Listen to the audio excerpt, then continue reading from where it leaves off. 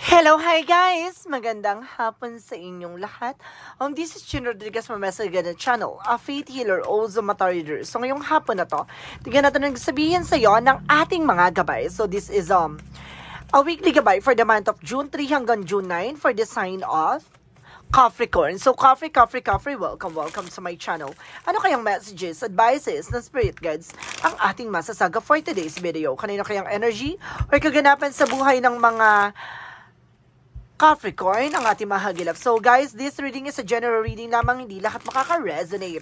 Kunin lamang po ang makaka-relate sa inyo and comment down below kung kaninong energy ang ating nasagap. Because don't forget to like and subscribe my channel and hit the notification bell for more videos updated. Kasi maraming salamat po sa mga walang sawang pagsuporta sa aking channel, lalo na ang hindi nag-skip ng ads. Naway pagpalain kayo ng Diyos at may kapal, siksik, liglig, nag-uumapo na biyayang manubalik sa inyo. So let's see what is the messages advice sa iyo ng ating angel spirit. So let's watch this.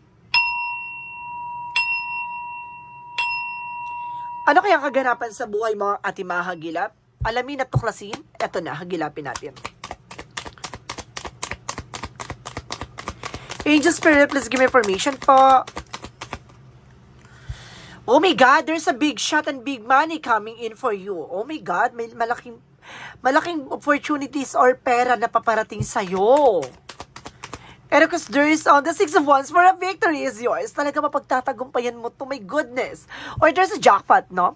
Maring manalo ka sa lotto or manalo ka sa raffle. Oh my God. Additional messages. And because there's an Eight of Swords. Oh my God. Parang biglang may bali ng eksena dito, guys. So parang, kumbaga napapalibutan ka ng toxic. Or maraming blockages sa paligid mo. Oh my goodness. And because there is a Page of Wands by good news. May magandang balita, ha? May hatid sa iyo na magandang balita. At the same time, there's a Three of Swords. Oh, Inglaterra. May balita, may chismis. At sinasabi sa dito, Inglaterra sila. Charis. And because there is a Five of Cups with a regret or something. Something a guilt, no? Maraming inggit at galit, no? Maaring ganun ang eksena with the toxic surroundings of toxic relatives or toxic friends, guys.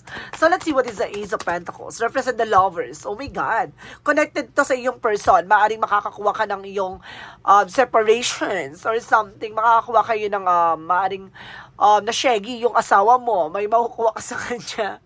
Or mana. Or kumbaga naiwan niya. So, this is a big opportunity for you. Or guys, the two of you guys, kumbaga may makukuha kayong dalawa. Ganon. So, let's see what is the Six of Wands. Represent the Eight of Cups. So, there's a moving on. So, there's a something getting away from the situation. May mga bagay na mapagtatagumpayan mo. You need to let go. You need to moving on. No, kailangan mo itong pakawalan. And because there's see, I told you, the Six of Cups. So, this is a past person either, or relatives, or related sa iyo, or either a friend. My goodness. Toxic tea. My goodness. The Page of Wands represent the Empress card, the River. So, magkakaroon ka na panibagong eksena. The more na parang, kumbaga minamahal mo yung sarili mo, the more silang parang natitrigger na inggit sa'yo, ganon. Kumbaga enjoyin mo yung sarili mo, na magpa-fresh ka, magpagwapo ka, ganon.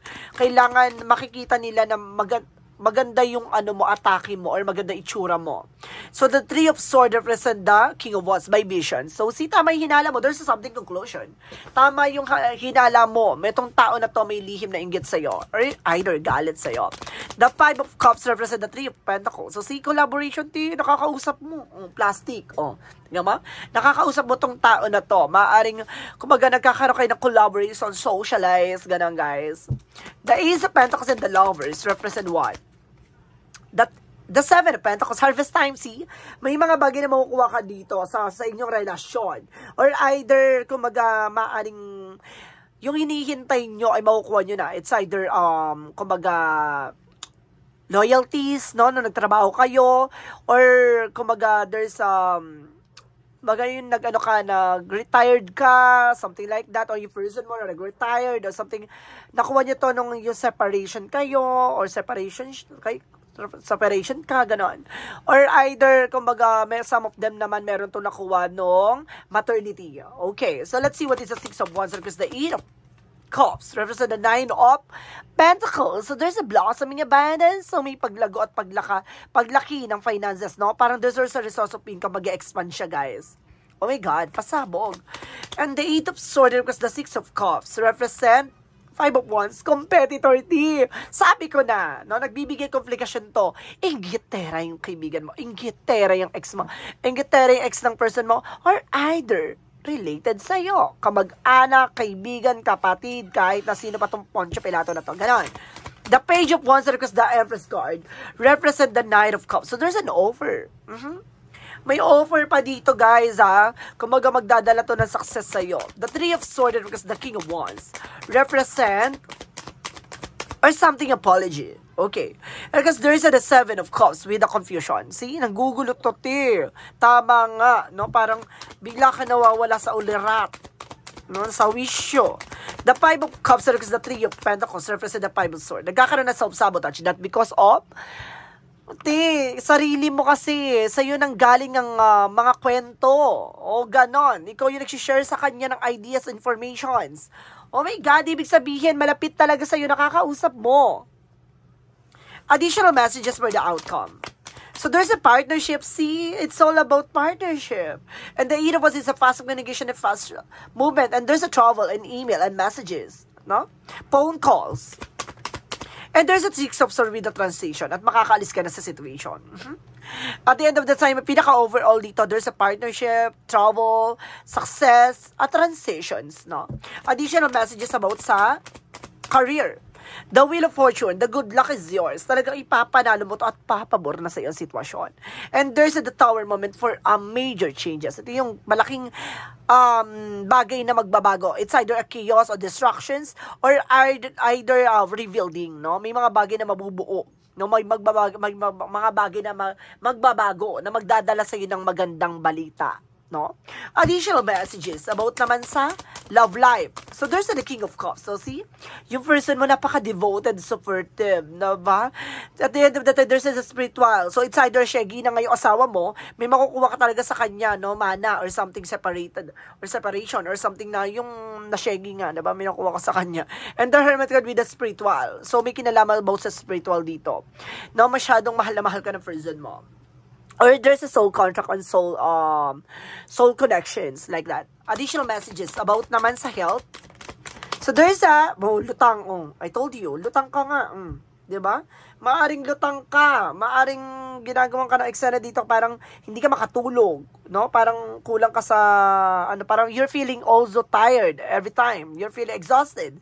The Page of Pentacles with the investment. So, kailan mo mag-invest dito? Protection man to, or yung pangalagaan mo yung sarili mo, kumbaga, mag-take ka ng something, herbal teas, or something na makakatulong sa'yo to protect your power, to protect your life, and to protect your physical and mental.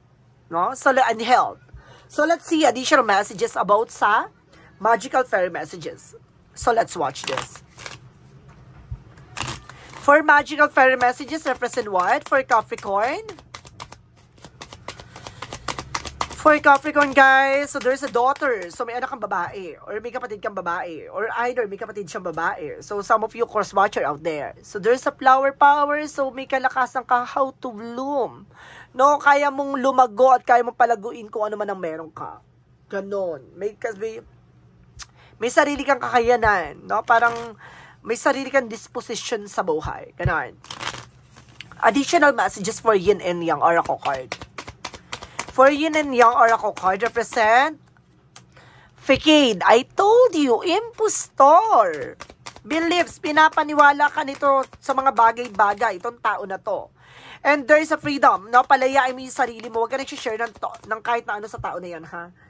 And of course, there is a, something contract, career, and commitment. So, kailangan mong pangalagaan yung career mo, yung relasyon nyo, even your health, no? And there's an Ace of Earth, Taurus, Virgo, Capricorn. So, see, both of you guys, no? Maaring Capricorn din siya, maaring Virgo and Taurus, no? Maaring parehas kayo ng chart or parehas kayo ng signs, no? So, let's see what is the synchronicities. Oh my goodness. Let's see what is the synchronicities. Success. My goodness. Oh, see? Magsasuccess ka, ti. At the end of the time. So, there's something word by week. Oh, see? Wake. So, ibig sabihin dito parang gigisingin ka sa katotohanan. Or parang mamumulat ka sa lahat ng mga nakagisnan. And there's the Empress card for a revert. Oh, see? My goodness. Bubuhayin ang katawan lupa mo dito. At the same time, there's a storm. Na parang, yayanigin ka ng unos at bagyo.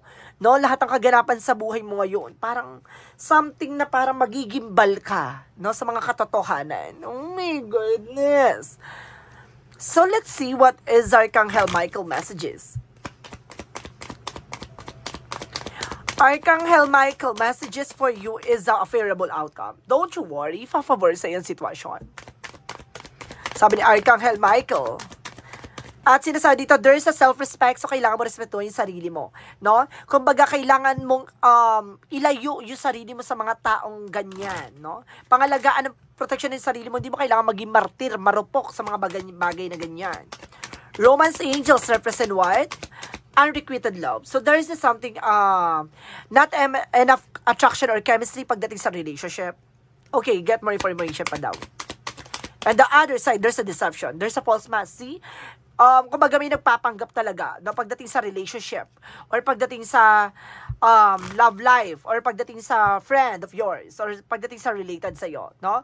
Kumbaga maaring may nagpapanggap at may mga bagay dyan na parang nawalan na ng gana. And there's a gossip. Maraming marites, maraming chismosa, mag-iingat ka. Kumukuha sila ng balita and there's a joy. No? There's a ligaya, magiging maligaya ka din dito at the end of the time, ha? And of course, there's a perseverance, no? Konting tiyaga pa, no? Kung ano man yung mga bagay na meron ka ngayon, pasalamat at pahalagahan mo. Let's see what is the energy. There's a journey. Talagang tatahakin mo tong landasin na to. And there's a patience. So, may mga bagay dito na kailangan mong habaan na pasensya mo. There's a time will come. May mga bagay na parang kailangan mapapanahon or kailangan mapanahon or kumbaga, may mga bagay sa takdang panahon, ganon, may mga bagay na magaganap, may mga bagay na kailangan mong matuklasan, no, malalaman, in the right time, in the right directions, there's a woman holding a heart. So, some of you guys, no, kumbaga tong tao na to ang may hawak ng puso mo, or either, there's a gayuma out there, guys. Oh my goodness. So, let's see what is their Monsology. Monsology represented have faith in your dreams. So, kailangan magtiwala sa mga pangarap mo. Kaya pala lutang ka. It's either ginayuma ka or your person. Kaya pala there's a spiritual involvement. Mahal na mahal ka ng person mo, pero eventually, nawala yung eksena dahil, diba nga, diba, ginulo yung utak niya. Ay, hindi. And there's the energy is gaining momentum. So, kumbaga itong mga kaganapan na to ay kumbaga hindi mo makakalimutan. And there's a work through your fears. So, kailangan mo labanan ng takot at pangamba mo.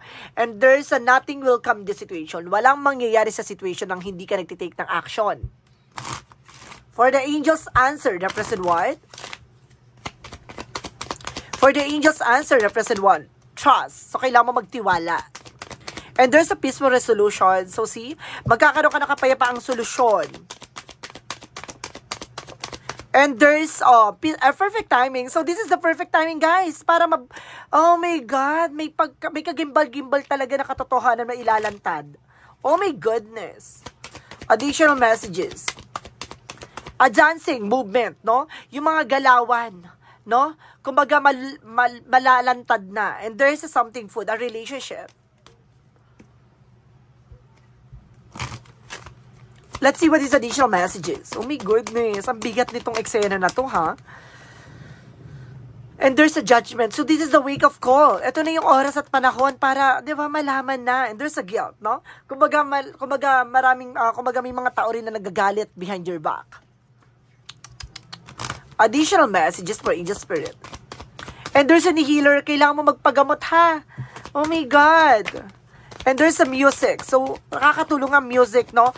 Para ma-distract yung negativities. No? Para mataboy mo yung iba-ibang negatibo na nagbibigay sa iyo ng something. Kaya parang kapag tahimik, masyado kang parang lutang, ang dami mong iniisip. Pag ganyan, kailangan mo nagpapatugtog ka.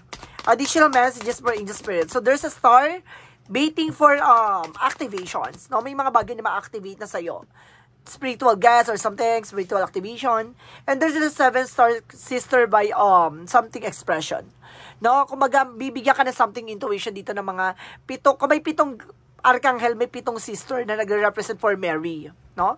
So let's see what is Archangel Raphael messages. Archangel Raphael messages for you.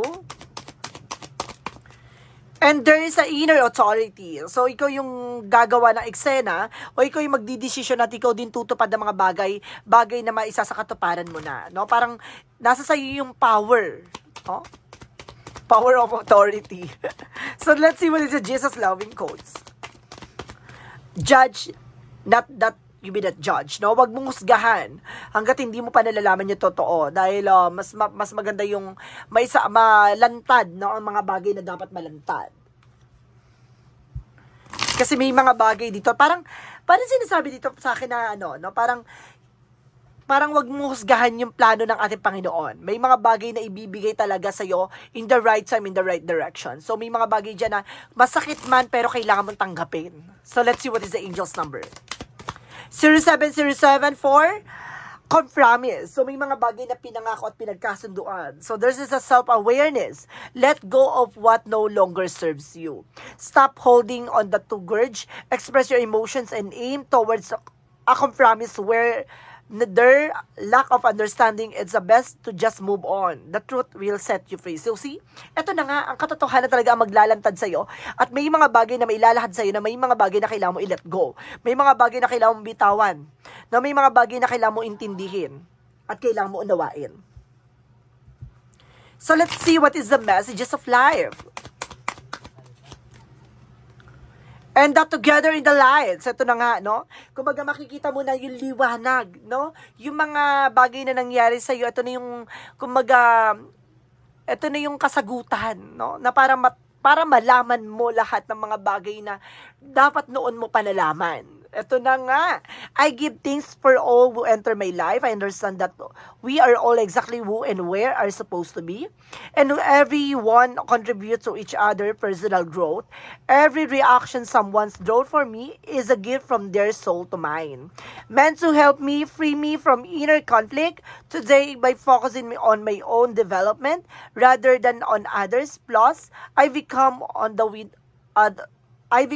with the divine. So see, kumbaga alam mo sa sarili mo na konektado ka sa ating Panginoon, no? Kumbaga hindi yan ibibigay sa iyo nang walang ibig sabihin at walang dahilan. So pinapakita sa iyo na this is the moment na para magising ka sa katotohanan na may mga bagay na nakatago na maaaring mailantad na kasi walang baho ang hindi nabubulgar at walang baho ang hindi umalingasaw. Ito na, ilalantad na. So guys, this is a weekly gabay for the month of June 3 hanggang June 9 for the sign of Capricorn. So Capri, maraming salamat for this wonderful reading. So once again, this reading is a general reading lamang, hindi lahat makaka-resonate. Kunin lamang po makaka-relate sa inyo.